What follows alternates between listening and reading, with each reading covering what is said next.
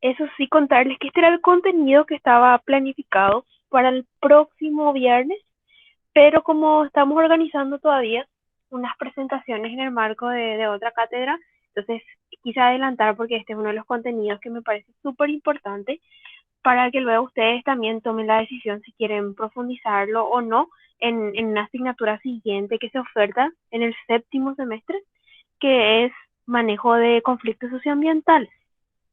Entonces hoy vamos a hablar de participación social y conflictos ambientales, desde la visión social de esta participación.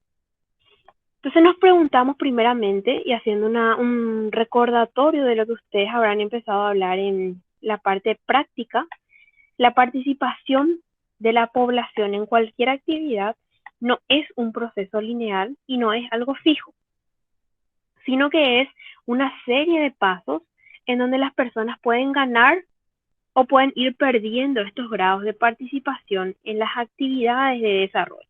Y aquí podemos hablar de proyectos, podemos hablar de emprendimientos, podemos hablar de participación en el entorno de actividades ambientales, podemos hablar de participación en entornos de construcciones de obra civil, en una infinidad de oportunidades en las cuales las comunidades pueden participar o deben participar en el marco de normativas dentro de nuestro país.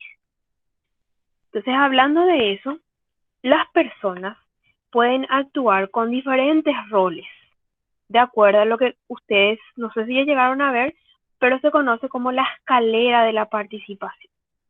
Entonces, las personas pueden estar actuando como usuarios individuales, que es cuando tienen solamente un rol individual no organizado, entonces las personas no forman parte de ningún nivel de toma de decisiones en una determinada actividad.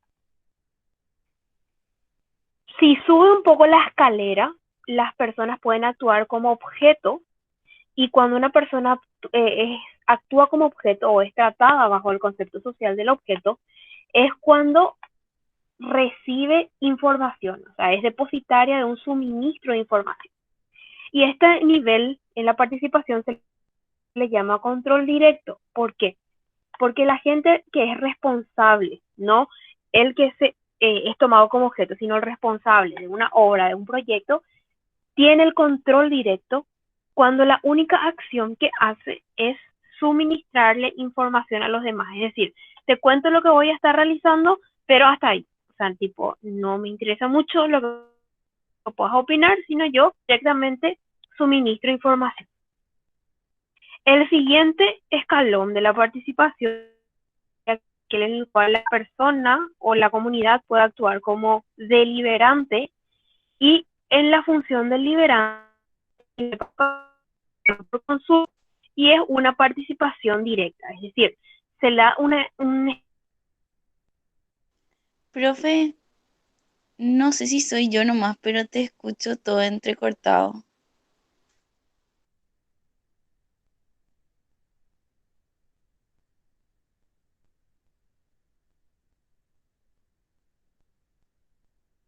Diego, ¿me prestaste internet porque se fue mi router? Perdón, ahí volvió mi internet. Ahí me están escuchando de vuelta. Dale, profe. Sí, te escucho, profe. Y Ah, te ok, veo también. ok. Bueno, estábamos hablando de participación directa. Entonces es cuando se hace la consulta en una determinada acción y por eso tienen ese rol del liberante. ¿Qué es lo que normalmente vamos a encontrar en la mayoría de los proyectos que se llevan adelante en Paraguay? El control directo y hoy en día, porque hay mayores iniciativas, participación directa. Un siguiente nivel, que es ya cuando las comunidades, las personas actúan como corresponsables, que se da al nivel de la participación interactiva y se logra lo que se conoce como la gestión compartida. Y cuando hablamos de gestión compartida, normalmente este es el nivel en el cual se desea llegar para que realmente una comunidad esté involucrada con un proyecto, y por eso que lleva el nombre de nivel de participación de corresponsabilidad. Es decir, tanto el que ejecuta la obra o el proyecto así como la comunidad que es beneficiaria o en la cual se lleva adelante ese proyecto, se sienten corresponsables de esa actividad.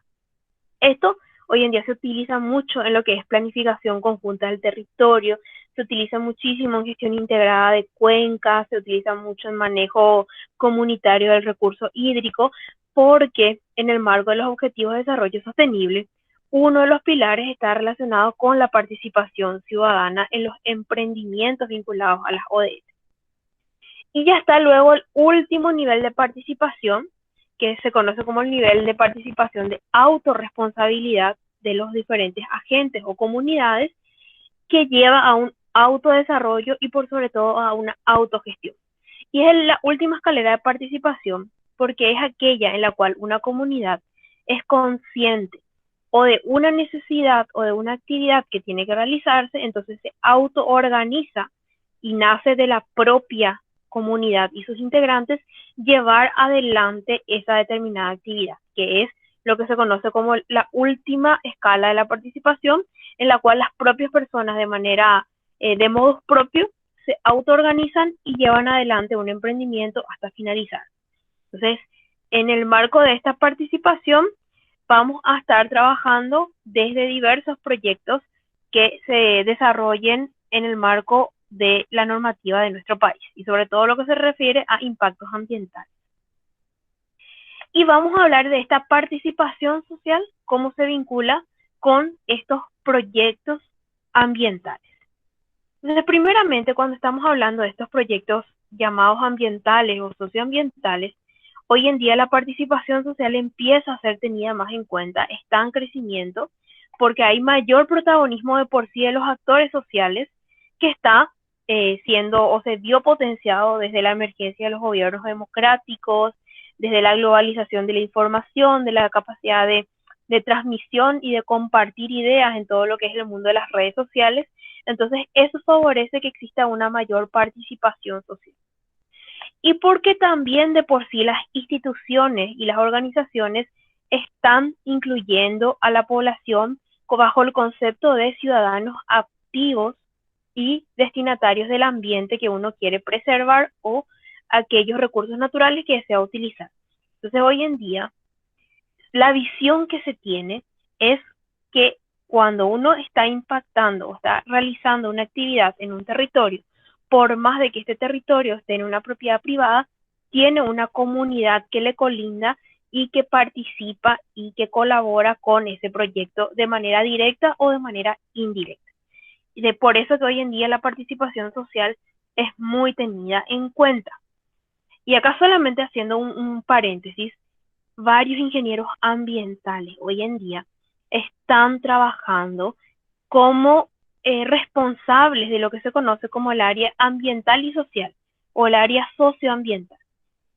Están responsables dentro de la obra de todo lo que es el control del uso de los recursos naturales, el control de los impactos ambientales, pero también de lo que es la participación social de una determinada comunidad en el marco de ese proyecto. Y es un trabajo que es bastante demandado para los ingenieros ambientales.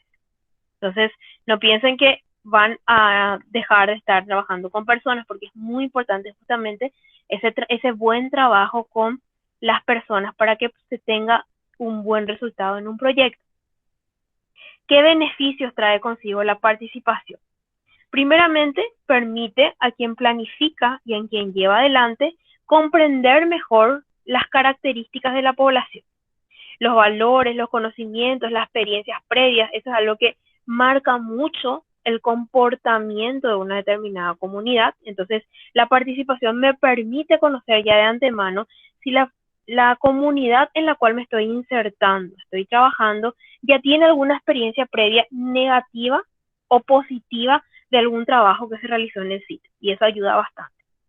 También ayuda a tener el respaldo de la comunidad, y así me es más fácil a mí, planificador o a mi ejecutor de obra, poder llegar a mis objetivos cuando la comunidad me acompaña. Y también algo importante es que la participación me ayuda a resolver conflictos con respecto al uso de los recursos. Entonces, siempre en cualquier actividad pueden surgir conflictos Y la participación me va a ayudar bastante para hacer frente a estos conflictos. Ahora, hay algunos inconvenientes también en la participación. Los proyectos pueden ser demorados, es decir, pueden tardar más tiempo o pueden estar limitados o pueden aumentar sus costos cuando se llevan adelante estas acciones participativas. Algo que siempre es importante tener en cuenta cuando uno deja de lado o elude a corto plazo todo lo que son las instancias de participación, eso permite esa brecha de que en el largo plazo o en el mediano plazo puedan empezar a surgir problemas. Entonces, lo mejor siempre es resolver posibles problemas desde el inicio y no esperar, digamos, el último momento. Y siempre cuando no se le tiene en cuenta a una comunidad, cuando está haciendo un reclamo o está expresando una idea, que es lo que se conoce como la desconsideración social, eso es un potencial conflicto siempre. Entonces son algunos inconvenientes al momento de hacer participación. ¿Cuáles son las estrategias de participación? Cualquier organización puede adoptar una estrategia para todo el proyecto o diferentes estrategias de acuerdo al poder o al espacio de poder que le quiere dar a la comunidad con la cual trabaja. Y podemos tener 3 grupos de participación o de estrategias de participación. Las estrategias decisorias, las estrategias consultivas y las estrategias delegativas. Las estrategias decisorias son cuando la organización o la responsable del proyecto analiza y decide de carácter unilateral las alternativas de acción ambiental o de acción social, es decir, no se le involucra a la comunidad de ninguna manera, decide exclusivamente la organización. Y la segunda estrategia de participación es cuando solamente le informa a la población. O sea, actúan como suministro de información. Solamente le dicen, esto vamos a realizar, que son las propuestas A y B que estamos observando. A esas las llamamos decisorias. Después tenemos las estrategias consultivas, que pueden ser o consultas individuales a miembros considerados calificados de la comunidad o también llamados actores clave, o consultas en grupos focales o a grupos de interés, por ejemplo, una reunión con productores, una reunión con la comunidad o con la comisión vecinal, una reunión con el grupo de, no sé, asociación de padres de la escuela o del colegio. Entonces se hace la consulta con grupos que existen en la comunidad. Y esas son estrategias del tipo consultiva. Y finalmente, cuando se tiene un mayor avance en la participación, podemos tener las estrategias llamadas delegativas, porque se da una delegación o se comparte una responsabilidad con la comunidad. Y aquí una de las estrategias es que la organización comparte todo ese proceso de análisis de un proyecto y toma decisiones con la población, buscando siempre el acuerdo social, o cuando directamente la organización delega en la responsabilidad el análisis y la toma de decisiones de uno de los componentes del proyecto. Se llegó a hacer ya alguna vez instancias delegativas en Paraguay cuando se hacían obras civiles o sobre todo construcción de caminos rurales vecinales en donde la instancia o la organización se encargaba de la construcción y se le delegaba por un medio participativo a la comunidad el mantenimiento de estas obras viales. Y esa fue una instancia de participación del tipo delegativo, cuando uno de los componentes del proyecto es delegado a la comunidad. Claro que esto se hace con diálogo conjunto y no es tipo una delegación impuesta, sino que tiene que surgir de la comunidad la voluntad de formar parte de esa acción que desea compartir la organización. Entonces tenemos 3 grupos de estrategias: las decisorias por parte de una organización, las consultivas y las delegativas. ¿Cuál es mejor? ¿Cuál es peor? Siempre se busca el mayor nivel de participación, pero ya dependerá también de acuerdo a cada uno de los casos analizados y en los cuales se está trabajando. También, ¿qué es algo que nos va a ayudar a decidir mucho cuál es la mejor estrategia que yo tengo que adoptar? Primero, ¿qué es lo que la cultura organizacional piensa? Es decir, yo como profesional puedo tener mi formación, puedo tener mis ideales, puedo tener todo un bagaje que me acompaña, que me hace decidir de que yo no sé, de por sí deseo siempre involucrar en la máxima medida posible a la comunidad, pero si yo me involucro con la organización X, que tiene una cultura que dice no, nuestro nivel de participación solamente llega hasta la consulta, si fuimos contratados por esa organización, no vamos a poder salir de esa estructura o de esa cultura organizacional. Entonces necesitamos conocer cuál es la cultura organizacional. Y si en definitiva no estoy dispuesta a aceptar cuál es la cultura organizacional de esa determinada empresa o institución, pues no me veré trabajando en ese lugar. Pero es algo que sí siempre se tiene que tener en cuenta para decidir la mejor estrategia. Porque ¿qué pasa? Hacemos una estrategia de manera independiente y no es la que responde a la cultura organizacional, va a traer problemas. No solamente a mí como responsable, como técnico, como ingeniero trabajando en la actividad, sino a la misma comunidad.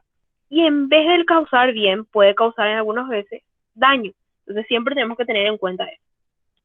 Y también tenemos que conocer cuáles son los valores de la cultura social. Es decir, si una comunidad no está preparada para tomar decisiones, porque no tienen un nivel organizativo, porque yo ya identifico de que hay peleas en la propia comunidad, porque hay una disputa y una pelea por el poder, no puedo promover estrategias que engrandezcan esas problemáticas, como delegar. ¿Y a quién le delego? Justo le delego a uno, entonces automáticamente el otro queda descalificado.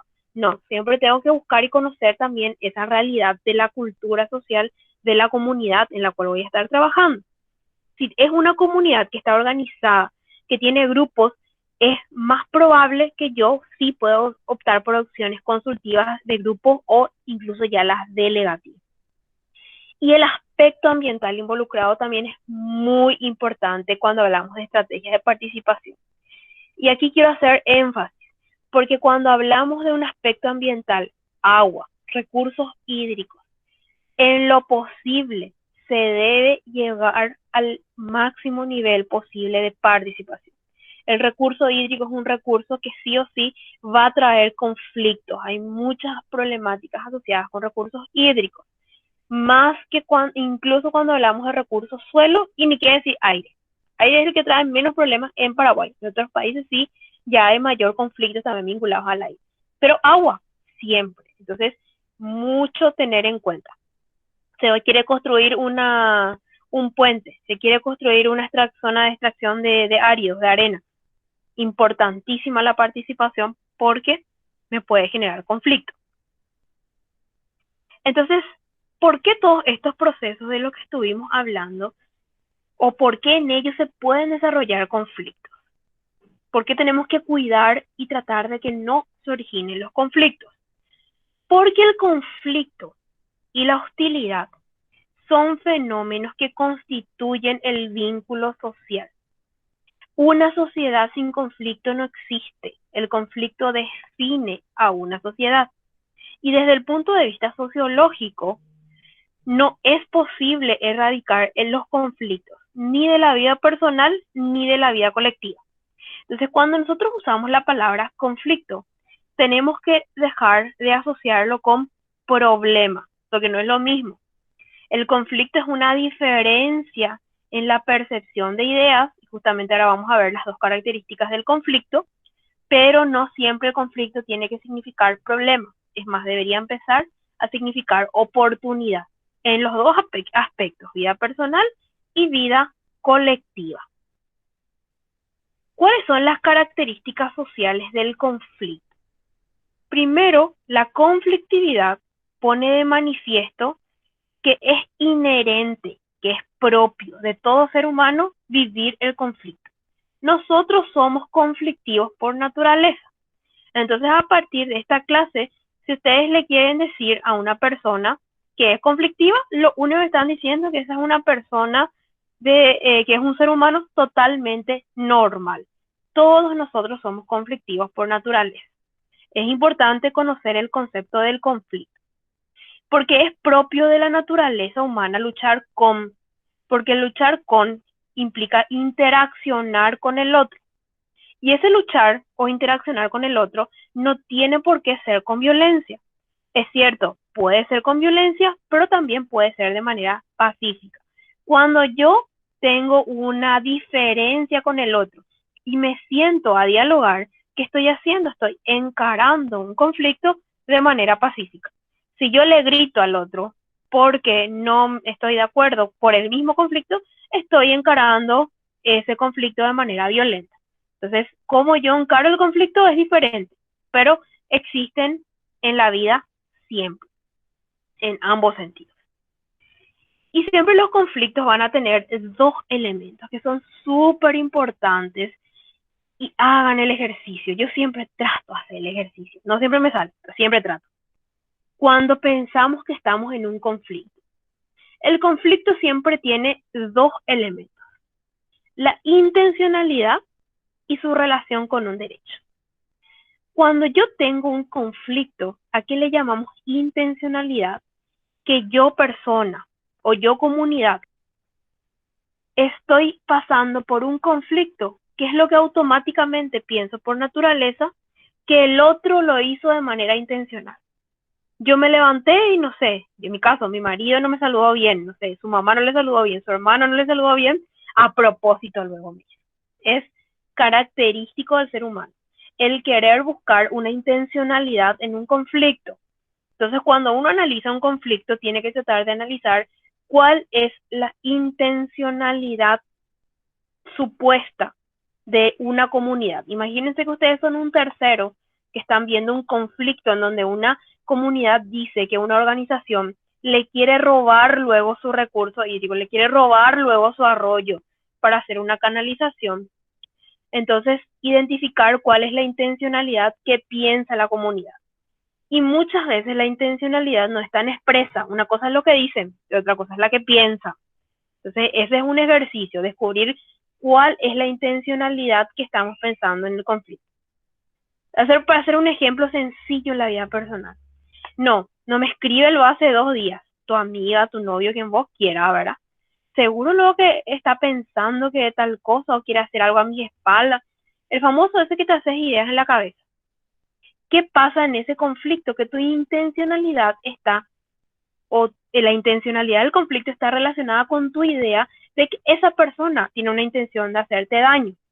Puede ser que la persona no tuvo tiempo, puede ser que se quedó sin energía 2 días, todo eso puede ser, no, pero vos tenés ya el supuesto de que la intencionalidad del otro es hacerte daño. Y eso siempre tenemos que identificar cuando estamos trabajando con un conflicto, y mucho más cuando estamos trabajando con una comunidad que percibe que una organización está causándole una intención no positiva en el conflicto. Y el segundo elemento del conflicto se refiere con la relación con un derecho. Surge un conflicto cuando yo siento que me violentan un derecho propio, inherente, solamente mío.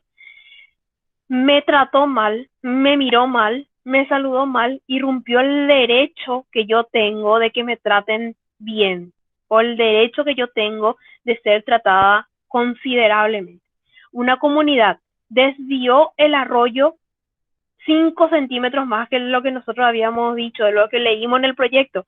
Violenta luego ya mi derecho a acceder al agua. Entonces siempre el conflicto se relaciona con la violación de un derecho, o las partes que forman parte de un conflicto, sobre todo la que es dañada, percibe que le han violentado un derecho. Entonces son las dos características del elemento. Tienen una intencionalidad y se relacionan con un derecho que ha sido violentado. Y cuando hablamos específicamente ya del conflicto del tipo socioambiental, estamos hablando de conflictos. ¿De qué? De intereses, de necesidades o de objetivos entre los actores sociales, ejemplo, comunidad, organización y a veces incluso grupos intercomunidad que luchan por apropiarse, por usar, por transformar y sobre todo por controlar los recursos naturales. Entonces, ese enfrentamiento por quién tiene más poder por el uso y por el control de los recursos naturales son las partes que entran en un conflicto. Y un enfrentamiento de estos procesos de carácter socioproductivos muchas veces es incompatible con la capacidad de resistencia y de renovación de los recursos naturales. Es decir, a veces en las diferentes disputas conflictivas empiezan a utilizarse los recursos naturales de una manera que no se pueden recuperar en el marco de estos enfrentamientos.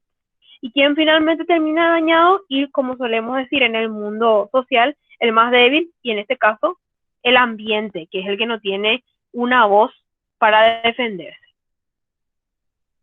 ¿Qué características tienen los conflictos socioambientales? Y podemos clasificar un poco en dos, respecto a los actores sociales y respecto a los asuntos ambientales.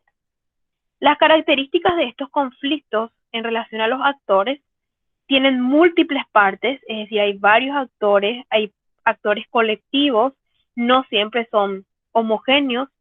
Los actores tienen diferentes niveles de conocimiento y eso hace que el conflicto en muchas ocasiones se pueda ver agravado. Sobre todo hay diferencia en el acceso a los recursos y en el acceso a las fuentes de poder. Normalmente en los conflictos socioambientales hay intereses o partes que no están representadas porque no tienen una voz que les represente. De esto hablamos bastante en el ambiente, cuando no hay una organización o alguien que pelea por ellos, no tienen una representación y normalmente se relacionan con desvalorización de ciertos aspectos culturales. Esas son características en relación a los actores sociales de un conflicto socioambiental. Y en cuanto a los asuntos de conflictos socioambientales, normalmente tienen límites artificiales del conflicto. Es decir, si yo veo un conflicto por un recurso hídrico que yo sé que se maneja en función a una cuenca y no en función al límite geográfico que dice que el distrito empieza aquí y termina allí, entonces los límites son artificiales. El conflicto no es que termina donde termina el distrito, no, el conflicto sigue hasta donde llega mi recurso hídrico. Hay grandes riesgos e incertidumbres en los conflictos socioambientales. Hay diversos escenarios que pueden surgir, no es solamente opción A y opción B. Son muy complejos los asuntos tratados o evidenciados en los conflictos socioambientales. Muchas veces incluso trascienden límites políticos y límites geográficos e involucran una necesidad de gran información técnica y científica para poder resolverse estos conflictos. Y a mayor envergadura de la problemática, mayor necesidad y mayor diferencia o mayor multidisciplinariedad se necesita para hacer frente a estos conflictos, pero son justamente los más interesantes justo por esa dinámica. Entonces, cuando empiezan a surgir los conflictos, es importante hacer un análisis del conflicto. ¿Para qué yo tengo que analizar un conflicto? Y analizar una situación de conflicto es para que yo pueda hacer una reflexión desde el punto externo, desde el punto interno, dependiendo del rol que me corresponde estar en ese momento, y preparar la estrategia de gestión del conflicto. Hacemos sin mucha razón el análisis si es que no es para preparar una estrategia de gestión, es decir, descubrir cómo voy a manejar el conflicto. Y existen múltiples formas de manejar el conflicto, que van desde los manejos judiciales, que son seguimientos a normas, hasta los manejos considerados no judiciales, que involucran los diferentes procesos participativos, desde la mediación hasta lo que son los sistemas de tutela, para tratar de solucionar estos conflictos. Esto ustedes lo van a desarrollar si llevan más adelante conflictos, pero quiero que conozcan de que existen diferentes estrategias para hacer una gestión de estos conflictos. Y cuando hacemos un análisis, ¿qué es lo que tenemos que ver? Y esto sí les quiero presentar, porque me parece interesante que desde ahora puedan empezar a pensar de manera múltiple cuando ven o visualicen un conflicto, aunque no estén involucrados en él, para desarrollar esa capacidad reflexiva. Cuando hago una matriz de análisis de un conflicto, siempre tengo que identificar cuál es el asunto que está en disputa, es decir, cuál es el conflicto, qué es lo que yo veo como conflicto. ¿Quiénes son los actores de ese conflicto? Y en muchas ocasiones tengo los actores directos y tengo algunos actores indirectos, tengo algunos colectivos, tengo a veces que son instituciones, a veces son individuos. Entonces tengo que identificar quiénes son los actores. Luego tengo que identificar las posiciones, es decir, qué quiere cada parte. Tengo un conflicto porque se va a construir una carretera que pasa por una comunidad rural, no indígena. Hay diferencias de ley. Entonces, en una comunidad rural se va a construir un camino, una ruta. No quiere la comunidad. Puedo considerar como actores a la comunidad. Vamos a complejizar más. Una parte de la comunidad quiere, otra no. Entonces tengo un colectivo a favor, un colectivo en contra. Tengo la empresa que va a construir, tengo la empresa que va a financiar, tengo el ente municipal. Esos son todos los actores que están involucrados en ese conflicto. Tengo que saber cuáles son las posiciones o las posturas. Los que están a favor quieren que se construya la ruta. Los que están en contra no quieren que se construya la ruta. La empresa constructora quiere construir la ruta lo antes posible para cobrar. La empresa financiadora está en duda si construye o no porque no quiere tener problemas con la comunidad. Y el municipio, como quiere ser reelecto, quiere estar a favor de la mayoría para obtener mayor cantidad de votos. Entonces siempre tengo que saber qué quiere cada una de las partes, porque cada una de las partes tiene su propia posición. Y luego tengo los intereses, por qué lo quieren. Los que quieren que se construya la ruta, quieren que se construya la ruta porque así van a quitar mejor sus productos. Los que no quieren que se construya la ruta porque no quieren que se alteren sus propiedades porque les parece que la indemnización es muy poca. La empresa constructora quiere que se construya porque quiere cobrar el monto de la acción. La empresa que financia, no quiere tener problemas con la comunidad para que le vuelvan a adjudicar otra obra. Entonces, cada uno tiene su propio interés. Luego de eso, tengo que identificar el poder que tiene cada uno, es decir, qué tanto puede desbalancear la balanza una de las partes. La población a favor o en contra probablemente tenga un poder muy bajo. Ahora, la empresa que financia puede tener un poder bastante alto, porque ella dice, no financio y todas las demás partes se joden, literalmente. O el municipio puede tener un poder medio, porque como tiene una instancia electiva o fueron electas, pueden tomar ciertas decisiones. Entonces, es importante que yo conozca el nivel de poder de las partes. Luego tengo que conocer el contexto. ¿Cuál es el contexto geográfico? ¿Cuál es el contexto político? ¿Cuál es el contexto económico? ¿Cuál es la cultura de la población? ¿Cuáles son ese entorno que rodea al conflicto? Porque no es lo mismo construir una carretera en un entorno rural en San Pedro, donde tengo muchos conflictos, a construir uno en Casa Paz, donde hay mucha demanda de construcción de obras de camino. Y finalmente tengo que conocer los antecedentes. Los antecedentes me pueden ayudar a solucionar mucho los conflictos. Los antecedentes es saber qué pasó antes del conflicto. Hubo una época de tensión previa, una época de violencia previa. La comunidad tiene antecedentes de que alguna vez le dieron oportunidad a la construcción de otra obra y le fallaron. ¿Qué antecedentes hay? Así como esto mismo aplicaríamos en la vida con una persona, que deberíamos preguntarnos por qué actúa de esa manera, qué antecedentes trae. Así mismo funciona en el campo laboral cuando trabajamos con comunidad. Entonces, esta matriz de análisis, hay veces que tenemos que hacernos hasta mentalmente. En la parte individual o personal, tratar de incorporar quién es el actor de mi conflicto, qué posición tiene, qué interés, qué poder tiene.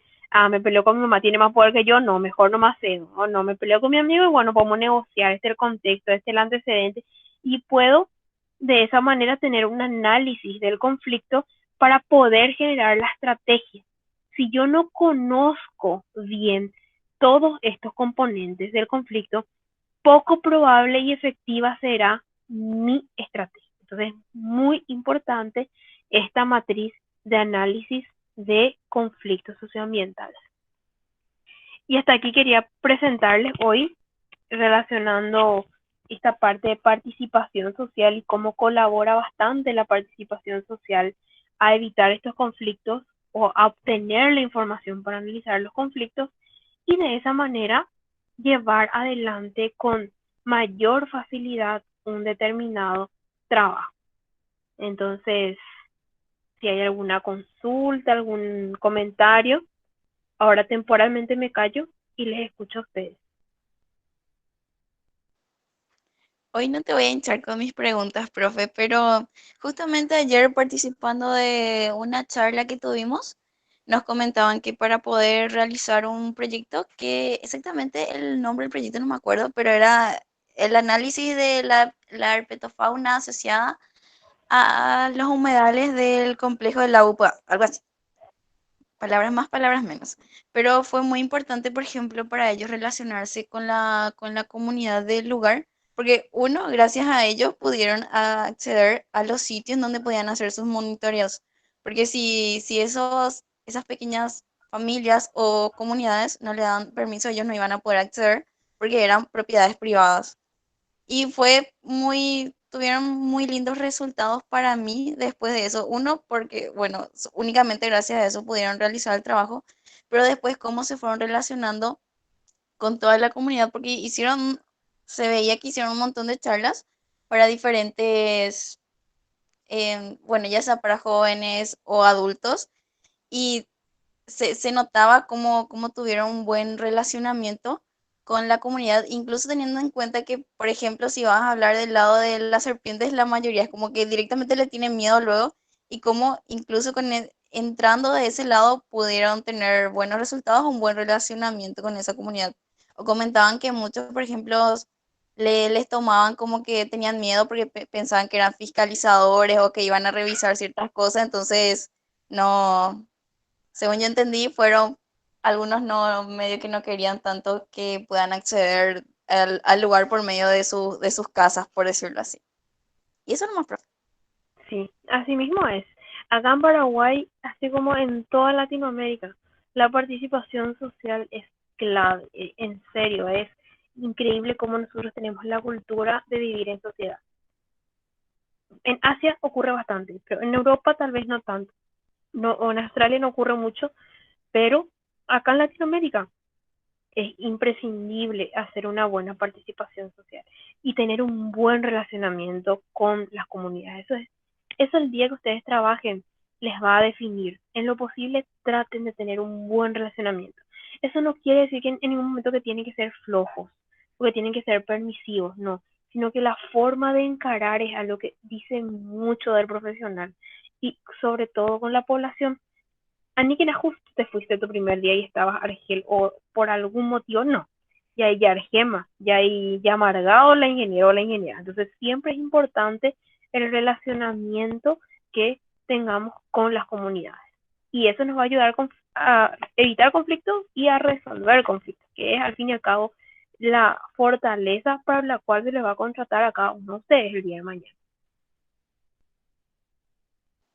Sí, profe, o incluso haciendo un ejemplo común, por decirlo así, vos mismo como estudiante, cuando un profe o una profe no sé, dependiendo de cómo es tu primera impresión, es lo que vos vas a llevar el resto del semestre. Y muchas veces es algo que te limita, ya sea a animarte a hacer varias preguntas o animarte a relacionarte mucho.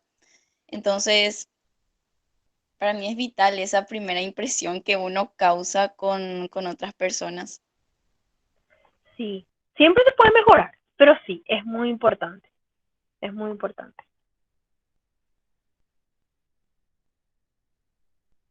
No sé si hay algún otro comentario. Parece que hoy están cansados ya. Simpáticos los viernes, simpáticos. Bueno, entonces, Pati. No, que sí, profe. Todos Bueno, están entonces cansaditos. hasta esta parte vamos a llegar el día de hoy.